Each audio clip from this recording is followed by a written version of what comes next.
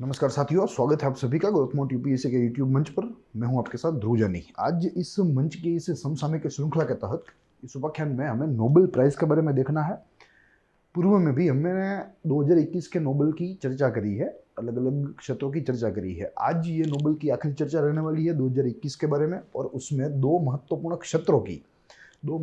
क्षेत्रों के जो नोबेल पुरस्कार विजेता है उनकी चर्चा करेंगे, उनके कार्य के बारे में समझने का प्रयास करेंगे। जैसा आपको दृश्यमान है, सबसे प्रथम साहित्य की बात करेंगे, फिर बाद में रसायन शास्त्र यानी कि केमिस्ट्री की बात हमें करनी है। साथ ही दोनों ही जो नोबेल पुरस्कार क्षेत्र है वे हमें इंडियन एक्सप्रेस से ही प्राप्त हुए हैं, और यहाँ जो माहितियाँ हैं वो हमें बहुत ही अच्छी प्राप्त मिली है। साथ ही परीक्षा लक्ष्य भी है, और यहाँ परीक्षा लक्ष्य इसे और परीक्षा लक्ष्य बनाने के लिए हमने भी इसमें हमारे इनपुट्स डाले हैं। तो शुरू करेंगे हमारी चर्चा।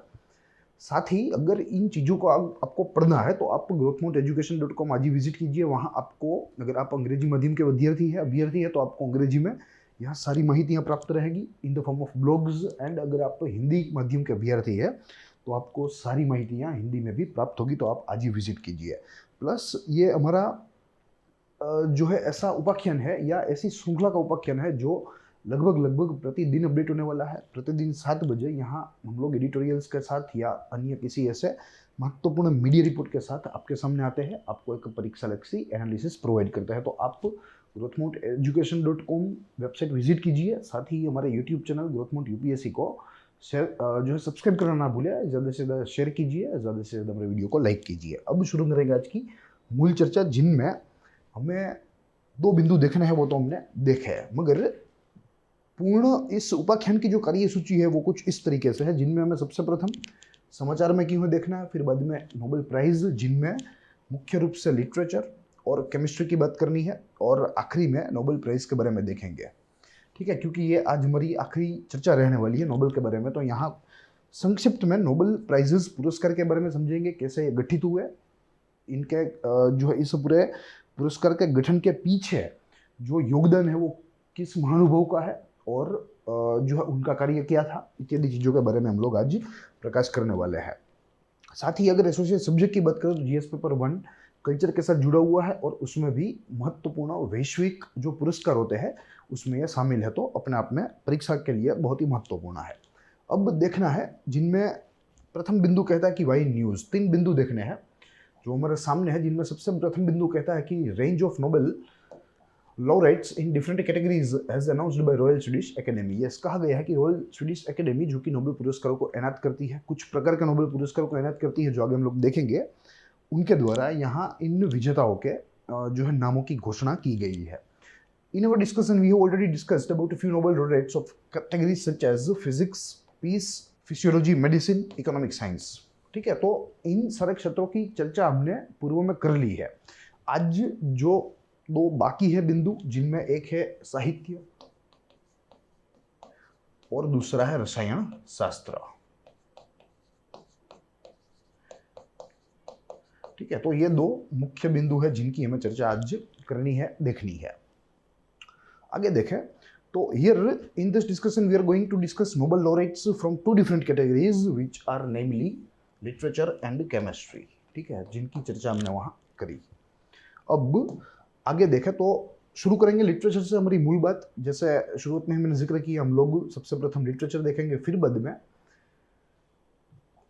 रसायन शास्त्र की तरफ हमारा ध्यान करेंगे। तो सबसे प्रथम ये देखिए, ये तस्वीर जो आपको स्क्रीन के ऊपर भी दृश्यमान है, ये विजेता है जिनका नाम है अब्दुल रज़ाक गुरना, और वे तांजानिया के हैं, यानी कि मूलभूत उनका जन्म अफ्रीकन कंट्री में हुआ है।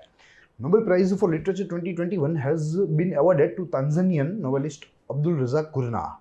The 72-year-old author was born in Zanzibar and has written 10 novels and several short stories. Yes, but उनकी जो यह नॉवेल्स है वो इतनी उत्कृष्ट है, और इनमें जो तब के रेफ्यूजीज थे जिनको कॉलोनियल पावर्स की वजह से जो है तब पलायन करना पड़ा था अपना सब कुछ छोड़ के, तो उनकी भावनाओं को यह महानुभाव ने अपने साहित्यिक कार्यों में सम्मिलित किया है और दुनिया के सामने रखा है। और जो रॉयल स्वीडिश एकेडमी है जिसने ये पूरे पुरस्कार का इनायत किया, उसकी घोषणा की, उन्होंने यही बात को नोट किया है, यही बात की नोंद ली है, और इसीलिए इनका चयन हुआ है साहित्य के नोबेल पुरस्कार 2021 के लिए। All his work are viewed with a common thread. And that common thread is the experience of refugees mirroring his own. Yes, वे खुद भी एक रेफ्यूजी थे, तो उन्हें मालूम है कि जो पलायन करने वाली जो आबादी है उनका दर्द क्या होता है, उनकी भावनाएं क्या होती है, उनकी संवेदनाएं क्या होती है। तो उनको जो है अपने कार्य क्षेत्र में या अपने साहित्यिक क्षेत्र में उन्होंने जगह दी, पूरे विश्व के सामने रखा और बताया कि भाई ऐसा कष्टों का सामना जो है वो किसी भी पलायन आबादी को करना पड़ता है।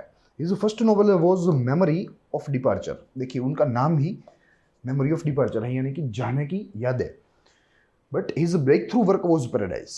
बट उनका जो आज दिन तक का जो उत्कृष्ट कार्य है तो वो है पैराडाइज, जो कि उन्होंने 1994 में लिखा। And the paradise, his work was born from his East Africa travel. जब वे एक प्रवास के ऊपर थे तब उन्होंने उस जो है सफ़र के दौरान उनके जो सफ़र के जो अनुभव थे, उनके जो ऑब्जर्वेशन था, उनका जो निरीक्षण था, सर्वेक्षण था, वो यहाँ पैराडाइज में लिखा था, जो कि अपने आप में बहुत ही हिट साबित हुआ।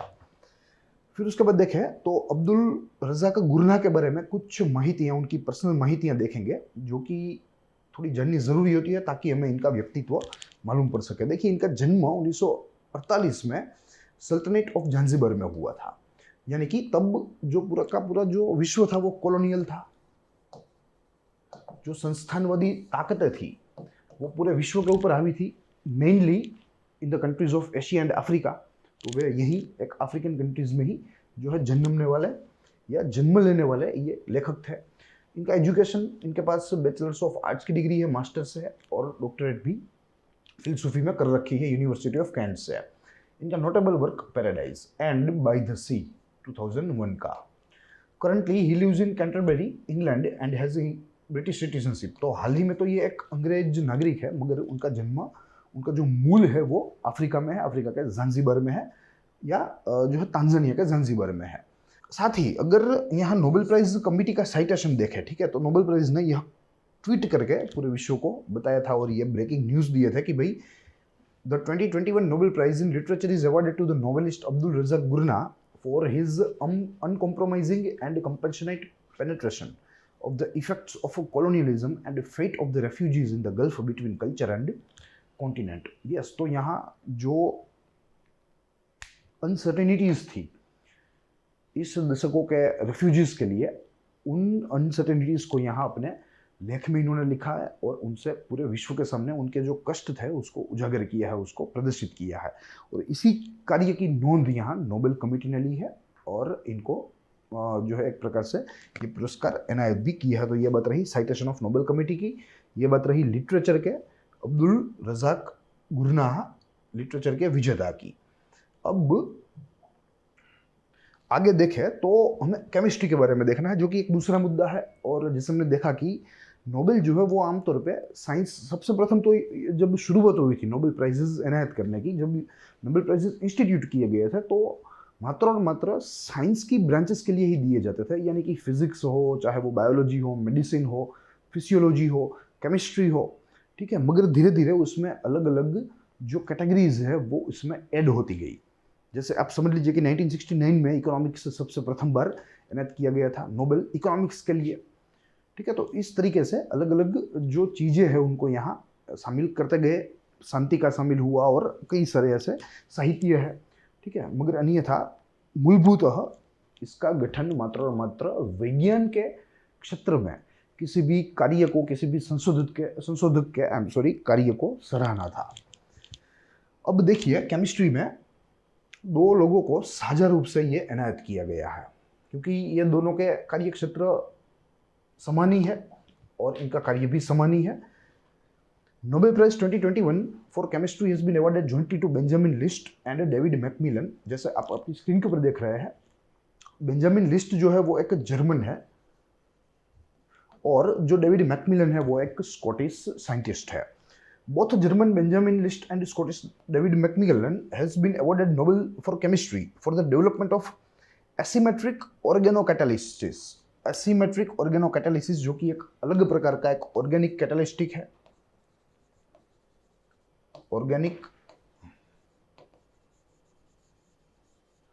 कैटालिस्ट है।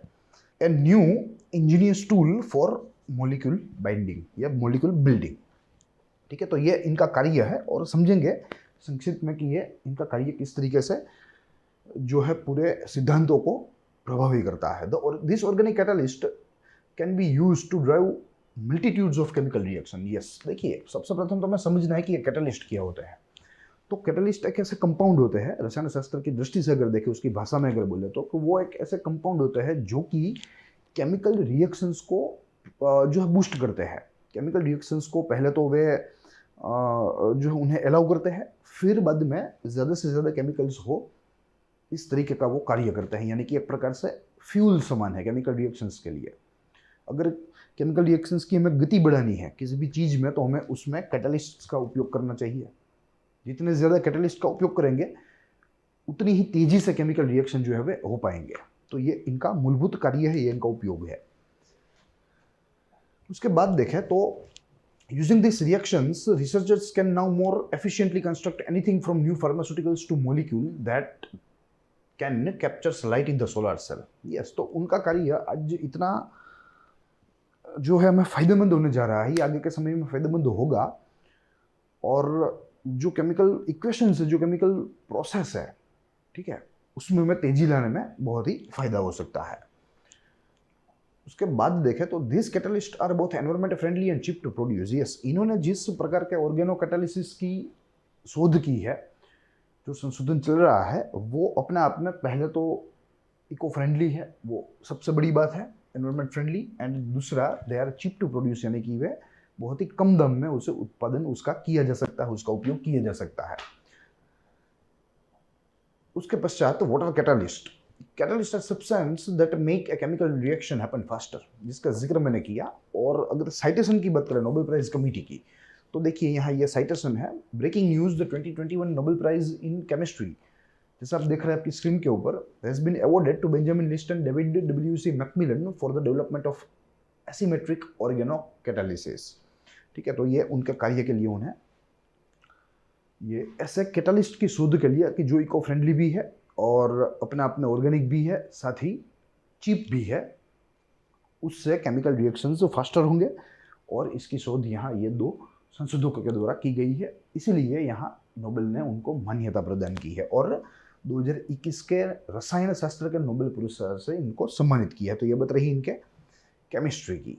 अब हमें समझना है कि नोबेल प्राइज किया है, किस तरीके से इसका गठन हुआ, इसके गठन के पीछे उनका योगदान है, कौन जिम्मेदार है। काफ़ी सारे बिंदु में यहाँ चीज़ों को देखना है, एक के बाद एक बिंदुओं को देखेंगे। सबसे प्रथम, prizes created to award researchers for their achievements in science, peace, literature. मगर सबसे पहले जैसे मैंने आपको बताया कि it was only science. Then after, awards were instituted and funded in the will of Swedish dynamite inventor businessman Alfred Nobel. As you can see on your screen, he is Alfred Nobel who invented dynamite. और उस संशोधन से उनको इतनी धनराशि प्राप्त हुई कि उन्होंने अपने मरने के बाद, ठीक है, यानी कि उन्होंने अपनी विल में लिखा था कि भाई मेरे मरने के बाद जो मेरा फंड है, जो मेरी संपत्ति है, उसे कुछ इस तरीके से प्रयोग में लिया जाए, उसमें से एक नोबेल फाउंडेशन का गठन किया जाए। नोबेल फाउंडेशन प्रतिवर्ष विज्ञान के जो विभूति लोग हैं, जिनके द्वारा अच्छे अच्छे संशोधन किए जाते हैं, प्रभावी संशोधन किए जाते हैं, उनके कार्य को सराहा जाए और उन्हें एक पुरस्कार से सम्मानित किया जाए। पुरस्कार में जो हमने कवर में देखा वो तो एक कॉइन तो रहेगा ही रहेगा, गोल्ड प्लेटेड, साथ ही में धनराशि भी देने का प्रावधान है, एक डिप्लोमा की डिग्री देने का भी प्रावधान है। तो वो यहाँ इस महानुभव की जो है आखिरी इच्छा थी और उनकी जो विल थी, जो वसीयत थी, उसमें ये चीज़ें लिखी थी और उस तरीके से उनकी संपत्ति का उपयोग भी किया गया और आज ये पूरे विश्व के प्रतिष्ठित अवार्ड माने जाते हैं। Nobel prize are awarded since 1909 with economics prize first handed out in 1969। Yes, ठीक है, 1901 से यह अवार्ड्स की जो है घोषणा की जाती है, अवार्ड्स एनायत किए जाते हैं। मगर यहाँ इकोनॉमिक साइंसेज यानी कि आर्थिक विज्ञान के क्षेत्र में पुरस्कार देने की शुरुआत 1969 से हुई। Nobel prizes are presented by, ये थोड़ी महत्वपूर्ण माहिती है और यहाँ सेक्टोरल क्लासिफिकेशन है royal studies academy for sciences, science की कोई भी ब्रांच हो, कोई भी क्षेत्र हो, उसके लिए मात्र और मात्र रॉयल स्टडीज एकेडमी ही अवार्ड इनायत करेंगे, जिनमें फिजिक्स है, केमिस्ट्री है, इकोनॉमिक साइंस है, और वो स्वीडन स्थित है। फिर Nobel assembly eight Karolinska institute which deals in physiology and medicine, which deals with the Nobel of physiology and medicine, वो भी स्वीडन स्थित है। स्वीडिश एकेडमी जो कि लिटरेचर का जो है पुरस्कार उसको मैनेज करती है, और वो भी स्वीडन में ही है। एंड आखिरी में पीस का जो पुरस्कार है वो नॉर्वियन नोबेल कमेटी के द्वारा घोषित किया जाता है, जो कि नॉर्वे बेस्ड है, नॉर्वे स्थित है। तो इस तरीके से अलग अलग क्षेत्रों के नोबेलों का एनायत करने का, नोबेल की घोषणा करने का जो दायित्व है वो अलग अलग संस्थाओं को है, जो कि एक अम्ब्रेला नोबेल फाउंडेशन के तले है। ठीक है, तो ये याद रखने वाली माहिती है, प्रिलिमिनरी पॉइंट ऑफ व्यू से थोड़ी महत्वपूर्ण है। अब आगे देखें तो रिवॉर्ड्स, जैसे मैंने आपको जिक्र किया कि एक गोल्ड मेडल तो मिलेगा ही मिलेगा, एक डिप्लोमा की डिग्री मिलेगी, और साथ ही में मॉनेटरी अवार्ड्स मिलेगा, जो कि $11 11,45,000 तक का हो सकता है। Plus first awarded in the year 1901 which is 120 years ago, यानी कि बहुत ही प्राचीन प्रतिष्ठित यह पुरस्कार है। Number of laureates till date 603 prizes have been given to 962 laureates, यानी कि यहाँ कुछ जो पुरस्कार है वो संयुक्त रूप से, साझा रूप से दिया जाता है। तो अगर विजेताओं की संख्या देखें तो वो 962 है, मगर अगर पुरस्कारों की संख्या देखें तो वो 603 है, और वो आंकड़ा जो है वो 2020 तक का है। About Alfred Nobel, he was a Swedish chemist, यानी कि वे रसायन शास्त्री थे। He was engineer, he was industrialist, यानी कि इंजीनियर भी थे, उद्योगपति भी थे। Famous for the invention of dynamite, yes, the most important work in his life was the invention of dynamite which actually change the course of the industrial revolution, और इसीलिए उनको इतनी धनराशि प्राप्त हुई कि उन्होंने ऐसे एक संस्था के निर्माण का विचार किया। Then born in 1833, he died in 1896. Foundation of Nobel prize is instituted according to Nobel's will, yes. तो जो आज नोबेल फाउंडेशन हम देख रहे हैं वो दरअसल अल्फ्रेड नोबेल की इच्छा थी, और उनकी वसीयत के मुताबिक ही अपनी संपत्ति का उपयोग यहाँ इस संस्था के गठन में हुआ। Founded as a private organisation on 29 June 1900, ये भी इंपॉर्टेंट डेट है। It functions is to manage the finance and administration of the Nobel prize. Nobel foundation consist of board of 5 Swedish और Norwegian citizen with its seat in Stockholm, yes. और further इसमें भी detailed है, यह 5 में एक इनके अध्यक्ष रहेंगे, और इस अध्यक्ष की जो नियुक्ति है वो स्वीडन के राजा के द्वारा की जाएगी, स्वीडन किंग। ठीक है, तो कुछ इस तरीके से यह पूरी प्रणाली है। मगर यहाँ हमें परीक्षा की दृष्टि से, संधि सेवा की दृष्टि से, समसामयिक विषयों में हमें इतना समझना काफ़ी है। I hope you enjoy the lecture. हमने यहाँ आज नोबेल के इस आखिरी उपाख्यान में 2 क्षेत्रों के अलावा नोबेल प्राइज के बारे में भी देखा, उसके बारे में भी समझने का प्रयास किया।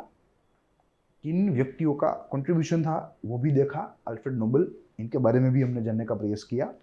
I hope you enjoy the lecture. हम लोग मिलेंगे अगले दिन अगले ऐसे किसी समसामयिक विषय या कोई भी महत्वपूर्ण संपादकीय लेख या ऐसे महत्वपूर्ण मीडिया रिपोर्ट के साथ। तब तक के लिए दीजिए इजाजत। साथ ही रत्नमंत यूपीएससी को सब्सक्राइब करना ना भूलें, आज ही सब्सक्राइब करें, ज़्यादा से ज़्यादा शेयर कीजिए और हमारी वीडियोस को लाइक कीजिए। प्लस rotmount.education.com हमारी वेबसाइट विजिट कीजिए, वहाँ से आपको introduction to examination and resources for examination दोनों ही प्राप्त होंगे। तो आज इतना ही, हम लोग मिलेंगे, तब तक के लिए दीजिए इजाजत। जय हिंद, जय भारत।